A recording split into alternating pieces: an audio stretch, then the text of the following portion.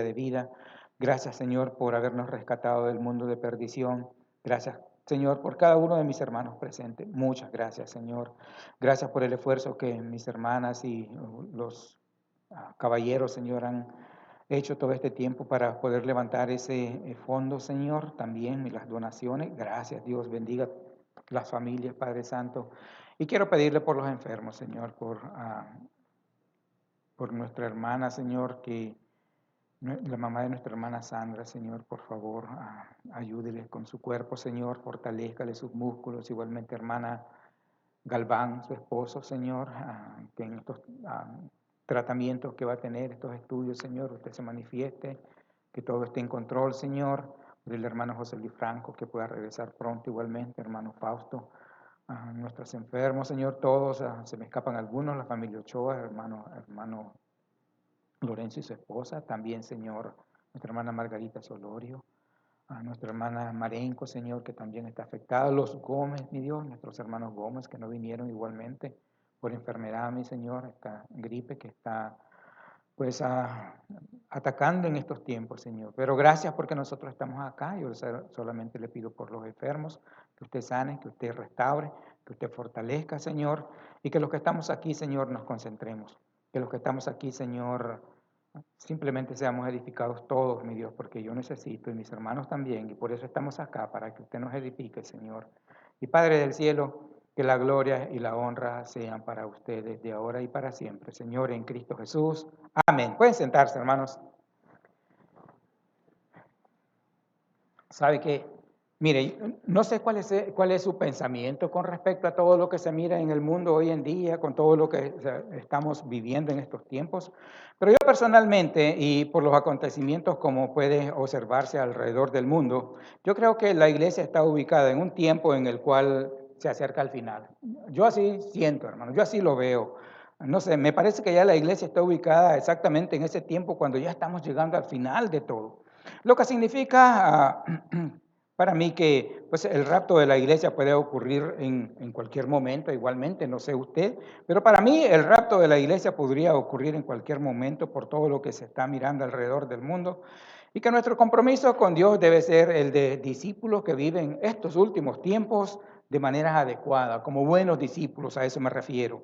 En los versículos del 10 al 13 de este capítulo, el apóstol Pedro hace referencia a la segunda venida del Señor, al día del Señor, la segunda venida del Señor, y a la destrucción del mundo cósmico, como se puede leer allí en este capítulo 13, en los versículos que les mencioné, del 10 al 13, para dar cabida entonces a una tierra nueva y cielos nuevos, una nueva creación.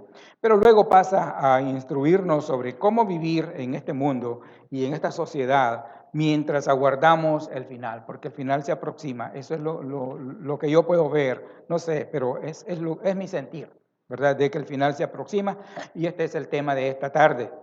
El buen discípulo de los últimos días. Un buen discípulo en los últimos días. O cómo se comporta, cómo vive un buen discípulo en los últimos días. Bueno, para mí vive consciente de caminar en luz.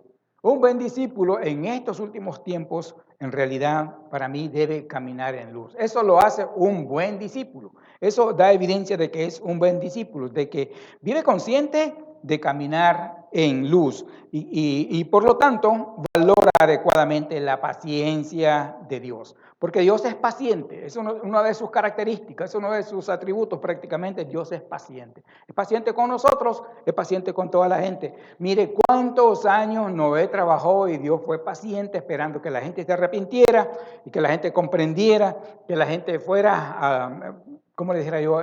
Comprendieran bien y aceptaran ese llamado que Noé hacía, que comprendieran sus enseñanzas y nada, ¿verdad? Pero Dios fue muy paciente.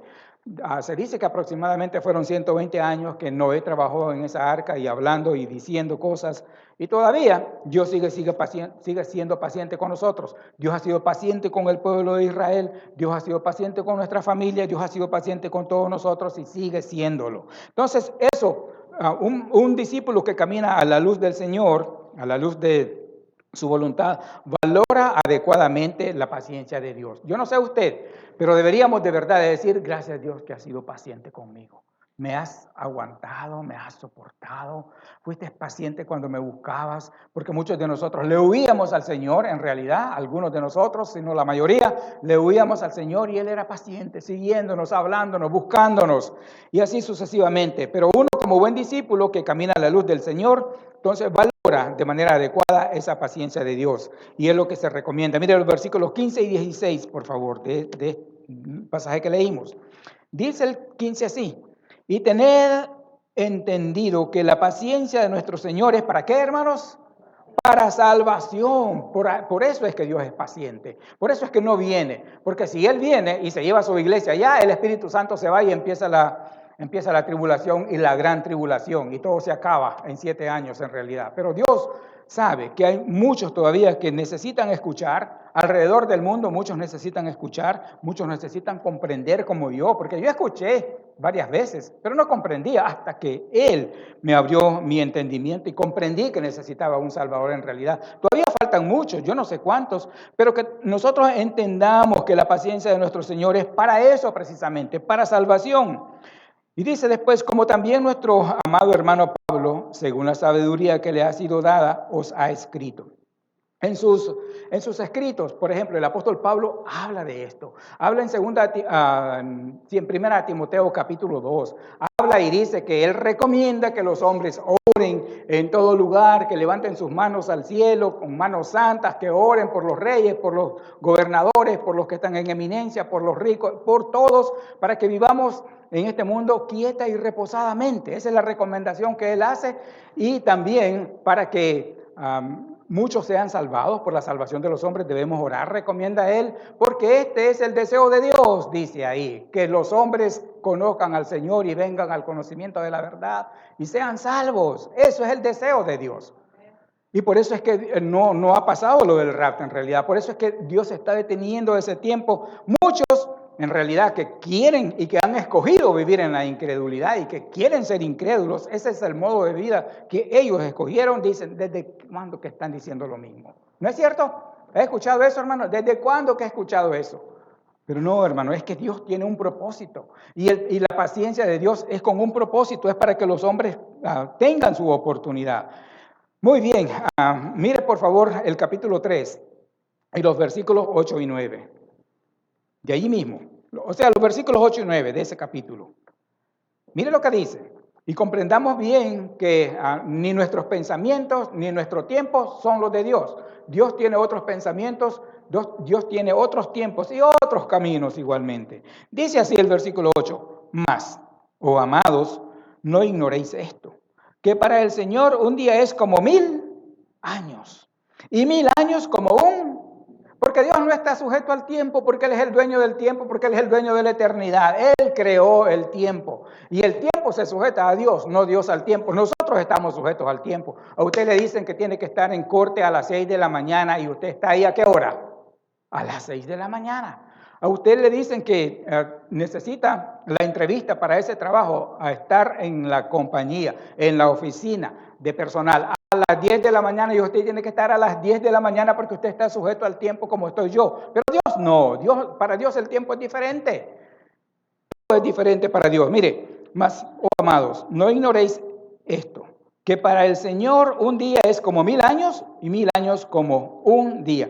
El Señor no retarda su promesa, según algunos la tienen por tardanza, la promesa del rapto de la iglesia. No es que la esté retrasando Dios, ¿verdad? No es que Dios se olvidó de ello, no. El Señor no retarda su promesa, según algunos la tienen por tardanza, sino que es paciente para con nosotros todos, no queriendo que ninguno perezca, sino que todos procedan al arrepentimiento y con ello a la salvación, porque el arrepentimiento da lugar a la salvación. El que no se arrepiente de una vida pecaminosa no puede ser salvado jamás.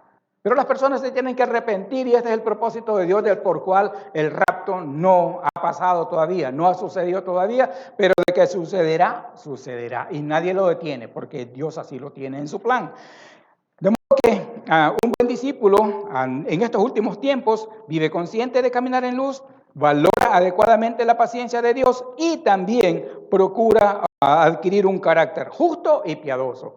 Caminando a la luz, caminando en luz, a la luz de la voluntad de Dios, y procura, por tanto, un carácter justo y piadoso, que se note, que la gente pueda verlo, un carácter justo y piadoso. Mira el versículo 14, por favor, del pasaje que leímos. El 14 dice así. Y recuerda, el contexto aquí también es que el apóstol Pedro, ha venido hablando acerca del día del Señor, de la segunda venida del Señor, ha hablado acerca de que va a venir igualmente como ladrón en la noche, el día exacto, nadie lo sabe cuándo va a suceder. Esto sucede inmediatamente después de los 7 años de tribulación y gran tribulación, pero nadie lo sabe, el día exacto nadie lo sabe. Él solo dice que posteriormente la tierra va a ser fundida, el mundo cósmico, todos los planetas y las estrellas y todo eso, todo va a ser fundido y Dios va a crear cielo nuevo y tierra nueva. Y después dice entonces en el versículo 14, miren, por lo cual, oh amados, estando en espera de estas cosas que les hablé, procurar con diligencia ser hallados por Él, sin mancha e irreprensibles en paz. Fíjense que dice procurar. O sea, que nosotros le pongamos interés, que nosotros hagamos todo nuestro esfuerzo posible por vivir una vida piadosa, una vida irreprensible, o sea, una vida santa, ser diligentes en eso. Ser diligente significa esforzarse. Una persona que es diligente es una persona que se esfuerza y se le nota su esfuerzo en realidad. Y eso es lo que recomienda el apóstol Pedro, que nosotros nos esforcemos por vivir una vida piadosa, una vida santa, para que si esto pasara mañana, por ejemplo, si esto pasara pasado mañana o esta semana, en lo del rapto de la iglesia, seamos hallados nosotros sin mancha, o sea, sin que nadie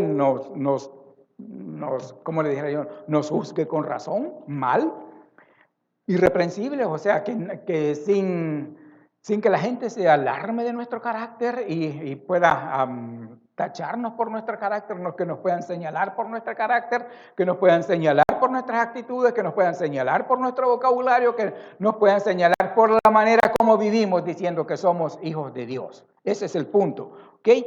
Que nosotros procuremos con diligencia ser hallados por Él, por el Señor Jesús, sin mancha e irreprensibles, dice, y en paz, hermanos. Recuerde, esto es importantísimo igualmente, en paz. La Biblia dice que hemos sido justificados por el Señor Jesucristo y ahora tenemos paz para con Dios.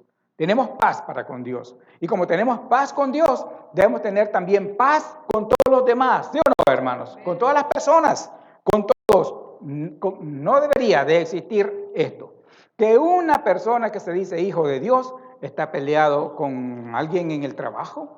A lo mejor sí, podría ser que no se lleven bien, pero que no sea su responsabilidad, porque ese es el punto. La Biblia enseña que en cuanto dependa de nosotros, procuremos estar en paz con todos los hombres. No dice con los cristianos nada más, no dice con los miembros de la iglesia nada más, sino que en cuanto dependa de nosotros, procuremos estar en paz con todas las personas, en paz donde quiera que estemos, que seamos esa fuente que lleva paz a los demás, como esa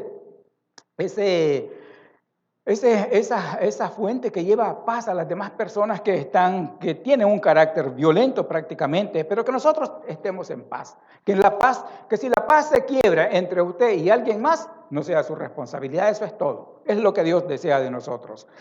Pero tenemos que comprenderlo bien. Y mira el versículo 11.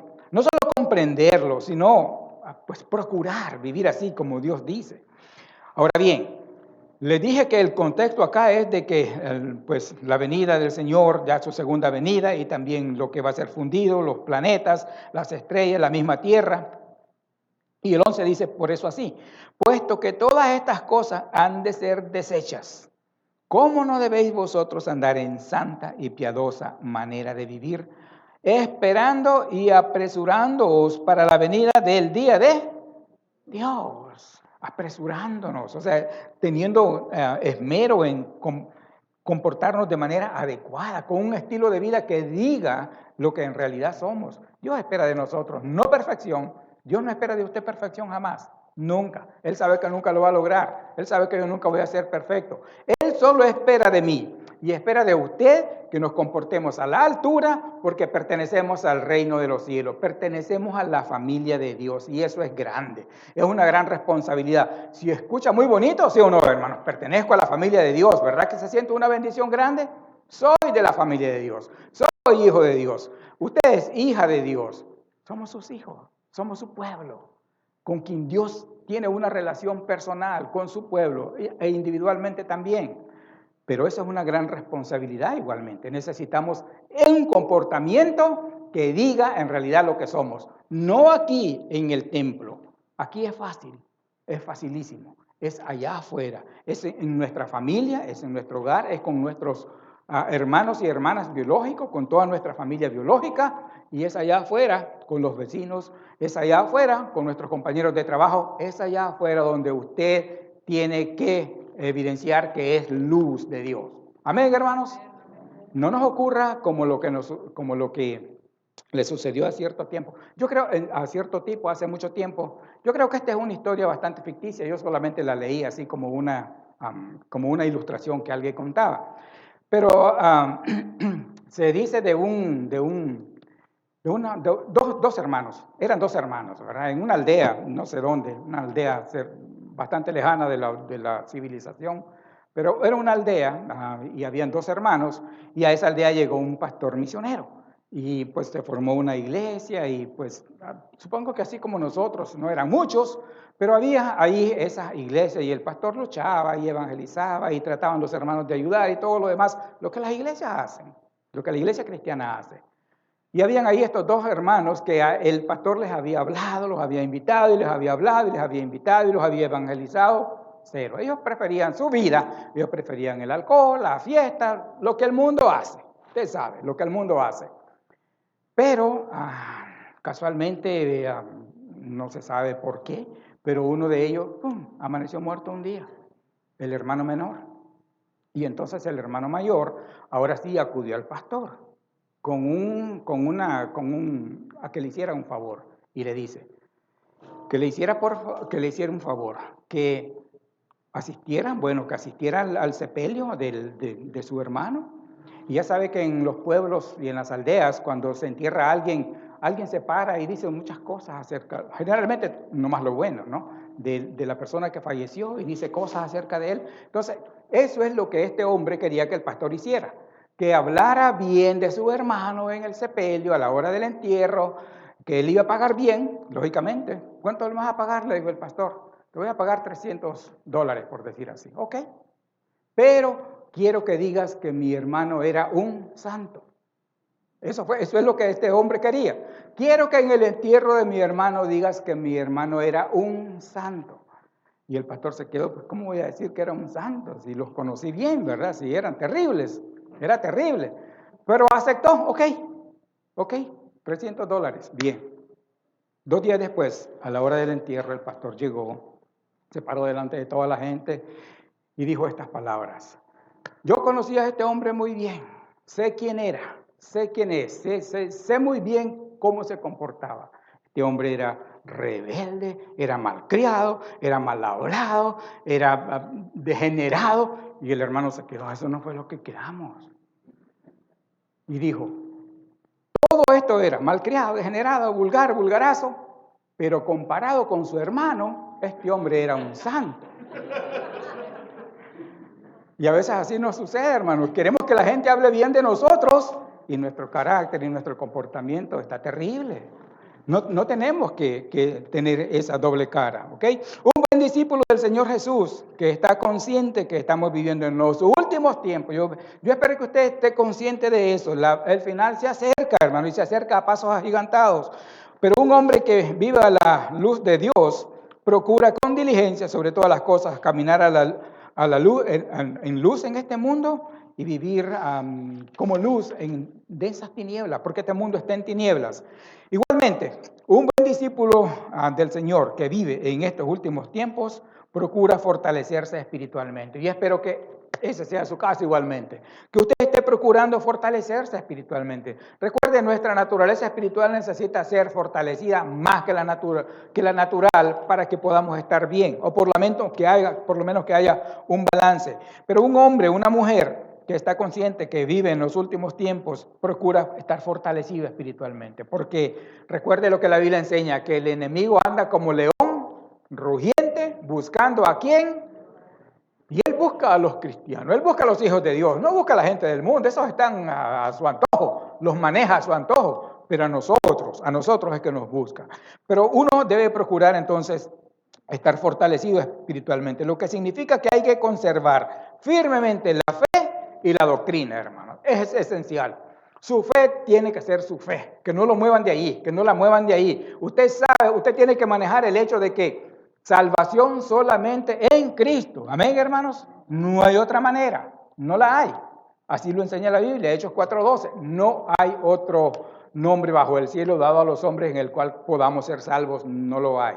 El Señor Jesucristo dijo, yo soy el camino y la verdad y la vida, y nadie va al Padre si no es por mí, si no es a través de Él, nadie va al cielo, nadie va a Dios Padre, nadie. Y cuando la Biblia dice eso, lo dice Dios, porque la Biblia es la voz de Dios prácticamente. Entonces, uno tiene que firmemente serle fiel, conservar esa fidelidad a la fe y a la doctrina, porque hoy en día, hermanos, en las iglesias, en ciertas iglesias, no en todas, pero hay ciertas iglesias que se maneja una doctrina terrible, terrible.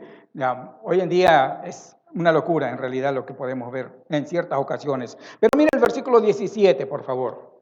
Dice el 17 así. Así que vosotros, oh amados, sabiéndolo de antemano, ¿qué dice?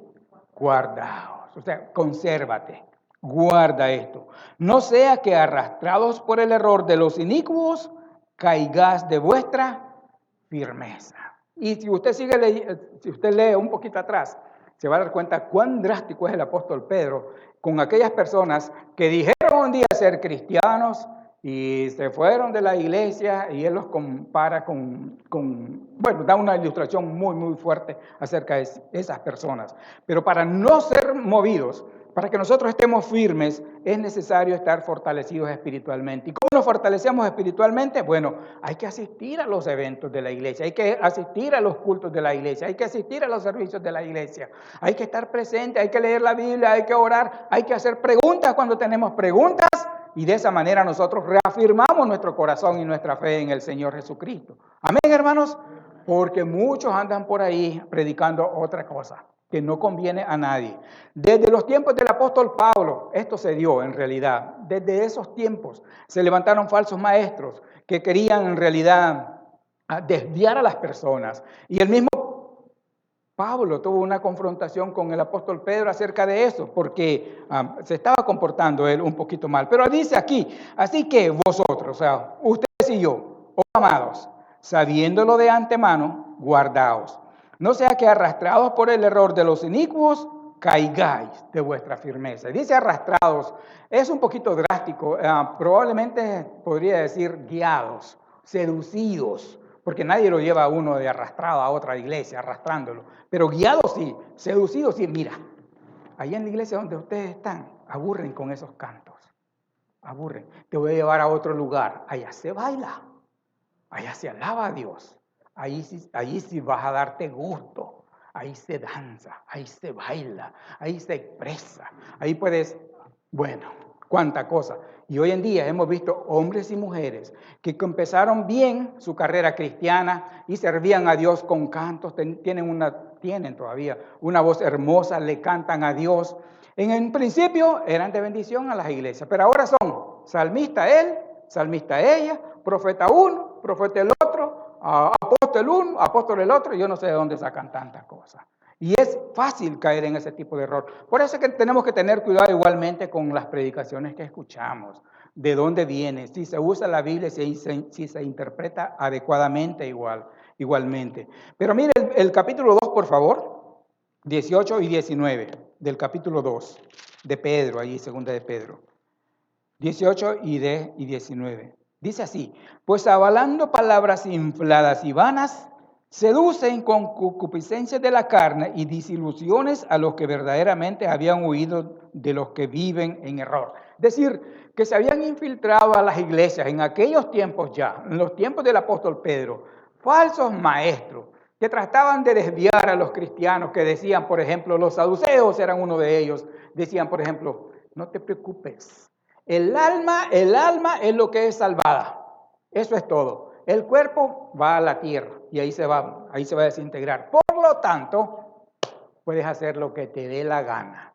puedes emborracharte, puedes haz lo que te dé la gana, porque el cuerpo va a ser destruido, el alma es lo que Cristo salvó. Pero no, hermanos, si la Biblia dice por donde quiera que nosotros nos comportemos a la altura y que cuidemos bien el templo, que nosotros cuidemos bien nuestro cuerpo, porque es el templo ¿de quién?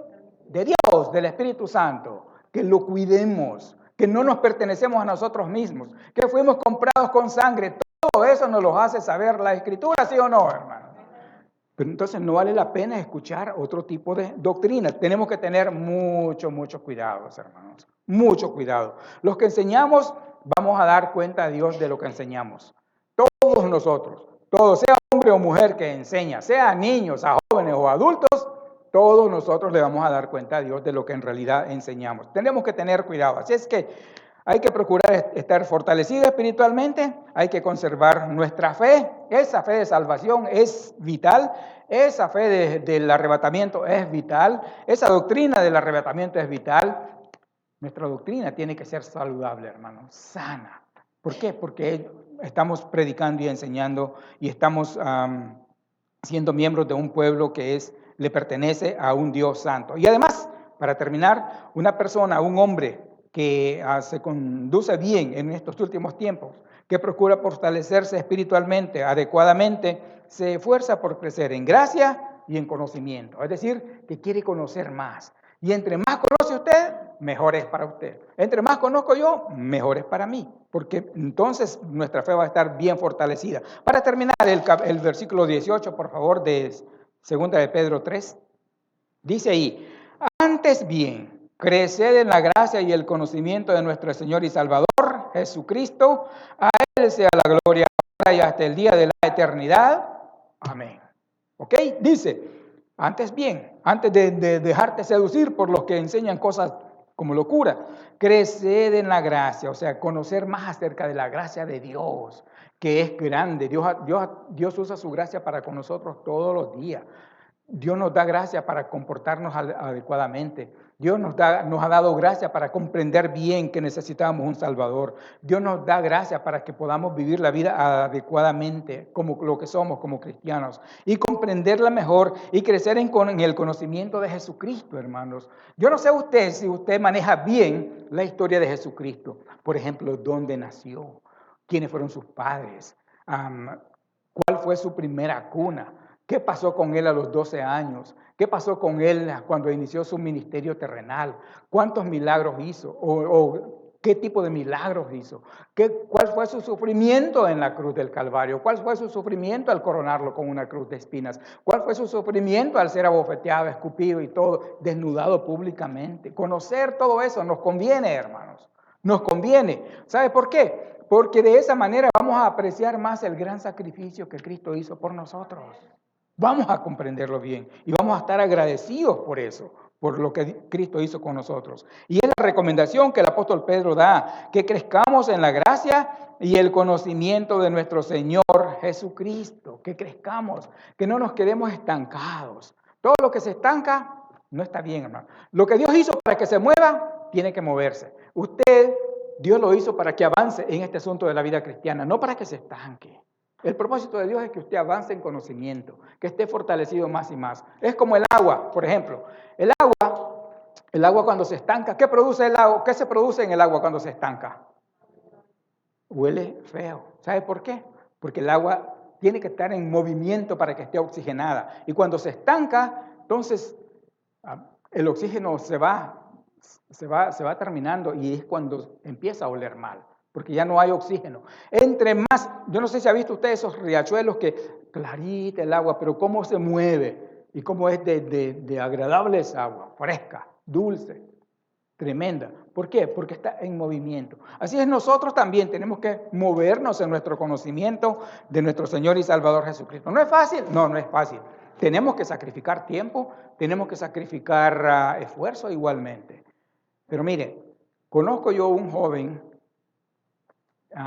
este joven hace tiempo nos reunimos, que hablamos él y yo más bien, y me contó la manera en cómo él había recibido a Cristo, cómo él se había convertido en cristiano. No me dijo porque me llevaron a la iglesia, no me dijo porque me testificaron. Hoy es un joven ya de unos, qué sé yo, probablemente 20 años, 19 años. Pero en ese tiempo, cuando él tuvo esta experiencia, tendría, qué sé yo, 15, 14 años por ahí. Y me dice, estaba en el garaje. Por supuesto que ya yo creo que lo habían llevado a la iglesia de niño, pero no había pasado nada, es decir, simplemente iba a la iglesia. Pero me dice, me metí a mi garaje y ahí leía mi Biblia y leyendo el libro de Santiago, sentí que Dios tocó mi corazón y sentí que Dios me aclaró que yo era un pecador y entonces sentí una necesidad de recibir a Cristo y yo solito ahí en mi garaje, en el garaje, ahí me arrodillé, ahí le pedí perdón a Dios. Y ahí también le pedí a Cristo que me salvara. Y de ahí para acá, pues yo soy cristiano. Excelente, ¿sí o no, hermanos? Tremendo. Hoy en día, este muchacho está en un colegio bíblico, en un instituto bíblico, en un colegio más bien bíblico, y pretende ser, si no misionero, un pastor local. Pero está pidiéndole a Dios para que Dios le aclare todo esto. ¿Pero qué? Ha tenido que esforzarse para conocer más, ¿sí o no, hermanos? Ha tenido que esforzarse, pero está fiel. Ahí lo miro que anda en el grupo de evangelismo, en la oración, con los jóvenes, cuando él está de vacaciones, aquí anda. Trata de arrastrar a su familia, no arrastrar, traer a su familia a la iglesia. Invita a sus hermanas y busca y evangeliza. Y pastor, me acuerdo que aquí venía antes alguien ya, ¿qué se hizo? Y yo le doy razón, voy a ir a buscarlo. ¿Tiene eso, hermano? Tiene eso. Pero no ha sido fácil. Él ha tenido que esforzarse y tenemos que hacer lo mismo nosotros también, esforzarnos para conocer más a Cristo. El apóstol Pablo eso lo hizo. Antes de empezar su ministerio, él se fue a Arabia a estudiar por bastante tiempo hasta que después se reunió con los apóstoles. Y así todos los hombres y mujeres de Dios han tenido que esforzarse para conocer más y más. Y usted tiene que esforzarse, y yo también, para conocer más y más de la gracia de Dios, más y más a nuestro Señor y Salvador, que es lo que más nos conviene conocerlo. Amén, hermanos. Hay que esforzarse, hermano. Y si estamos viviendo, si somos conscientes que estamos viviendo en los últimos tiempos de la iglesia, deberíamos de procurarnos, deberíamos de preocuparnos por hacer eso. ¿Es probable que esté equivocado yo? Claro que es probable, porque soy humano y me equivoco. Y que todavía falta bastante tiempo, a lo mejor mucho tiempo para el final. Pero yo personalmente considero que el final se acerca, como les dije, a pasos agigantados, y que debemos comprometernos nosotros seriamente y hacer nuestro mejor esfuerzo. Yo personal, mi mejor esfuerzo para vivir en estos últimos tiempos como buen discípulo del Señor Jesucristo. Yo debería hacerlo, pero ¿qué dice usted? Usted también debería, sea joven, sea mayor, sea menor, la edad que tenga. Usted que ha leído esto, usted también debería de esforzarse para vivir a la altura en estos últimos tiempos. Entonces, por eso, porque yo sé que un buen discípulo es necesitado, es necesario en estos tiempos. Se necesitan buenos discípulos en estos tiempos, que le echen ganas, que quieran esforzarse, que busquen a otros, que ayuden a otros, que sean fieles, que demuestren fidelidad a Dios. De eso se necesitan en estos tiempos. Yo personalmente sé muy bien que debo ser consciente de caminar en la luz de Dios. Yo debo caminar a la luz de Dios. Usted no sé, pero debería ser consciente igualmente. Yo debo procurar vivir fortalecido espiritualmente porque soy humano y cosas pasan y pues uno también decae, uno también ocasionalmente siente que le faltan las fuerzas y uno también necesita de la oración de los otros. Por eso, hermano. Así es que recuerde, se necesitan buenos discípulos en estos tiempos. Sea usted uno de ellos. Sea usted, hermana, una de esas buenas mujeres de Dios que quieren avanzar, pase lo que pase. Que quieren seguir a Cristo, pase lo que pase. Que han puesto su mirada en Cristo y no se quieren desviar. Que quieren seguir al Señor hasta las últimas consecuencias. Que quieren terminar su vida en esta tierra, pero creyendo y siendo de bendición a otros. Amén. Padre Dios, gracias por su bondad y su misericordia, Señor. Muchas gracias. Le pido, Dios, que nos ayude, mi Dios, que comprendamos bien estas exhortaciones de su palabra, este párrafo que nos escribe el apóstol Pedro, Señor, ayudándonos y guiándonos, abriendo nuestros ojos y nuestro intelecto para comprender bien, Señor, que el final está cerca y que nosotros a lo mejor no estamos bien, no estamos a la altura no somos lo que deberíamos ser. No hemos dado nuestro mejor esfuerzo. No hemos dado lo mejor de nosotros, Señor. Tal vez hemos sido un poco egoístas. Perdone Dios nuestro egoísmo. Tal vez hemos fallado, Señor. Nuestra mirada la hemos quitado de Cristo. Nuestra mirada, Señor, se ha centrado en otras cosas. Y no hemos buscado primero el reino de Dios y su eterna justicia, Dios. Perdón, Señor. Yo me uno al pueblo, Señor, porque yo sé también que todos fallamos, mi Dios. Perdónenos y ayúdenos, Señor, a estar más fortalecidos. Ayúdenos, Señor, abriendo nuestra mirada, abriendo nuestros ojos espirituales para poder identificar el mal y apartarnos para que no nos haga daño, Señor. Y confiar, mi Dios, en que usted nos protege, en que usted nos guarda y que usted, Señor, nos quiere con usted, creyendo y firmes hasta el último día de vida, Señor.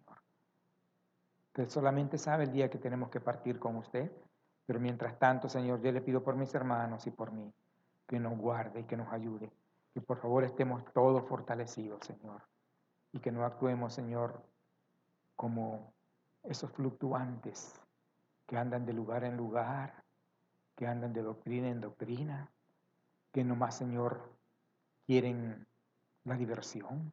Que de acá, Señor, no salgamos diciendo nosotros durante nuestros servicios que estuvo divertido, sino que salgamos diciendo que usted se manifestó a nosotros, Señor. Que usted nos esté enseñando, que usted nos esté edificando, Señor. Y que todo, Padre Santo, sea para su gloria y para su honra. También le pido a mi Dios que bendiga los alimentos que se van a consumir, que bendiga, Señor, las manos que han preparado todo y bendiga, Señor, a cada uno de los que van a consumir estos alimentos, Señor, que sean de bendición y que usted siga proveyendo para nuestra iglesia, para nosotros personalmente y para nuestras familias. Señor, usted es Dios, el dueño de todos los recursos, lo sabemos.